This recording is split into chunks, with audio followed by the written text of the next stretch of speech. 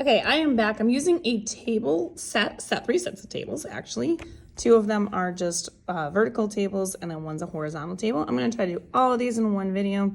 So when we're looking at taking a table, our X coordinates are always on the left side of a table and our Y's are always on the right because X comes before Y in the alphabet, so it makes a little bit more sense.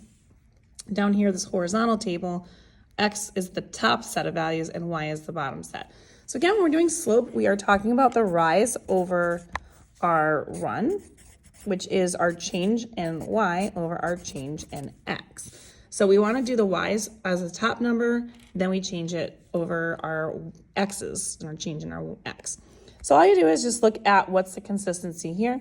I go from 20 down to 14. That's a drop of 6. And the ratio continues to be a drop of 6 every single time in this table. So our rise in this case is a drop of 6 because it's negative. And then we're going to look at our run. I go from 14 to 11, which is a drop or a minus 3. And then it consistently drops 3. So that is a negative 3. So my run is negative 3. Negative 6 divided by negative 3 can be reduced down, and when you do that, you end up with a slope of 2. Taking a look at the next one, you see that the 5 is the same all across the board, so it is 0, 0, 0. So my rise in this one is a 0. And then we're going to look at this one. We go from a negative 4 up to a negative 2, which is an increase of 2. This goes up this time. This only goes up by 1. So be careful with these. And then this goes up by 3 this time. So you're going up by 3. So this, if it's linear, this ratio should still be the same every single time. And sometimes your tables just don't look like that. So we're going to look at the ratio of each of these because they are different. But in a linear equation, they're always the ratio reduces to the same number. This one's 0 over 1, and this other one is 0 over a positive 3. Now, when you divide on a scientific or graphing calculator, 0 over 2 gives me 0.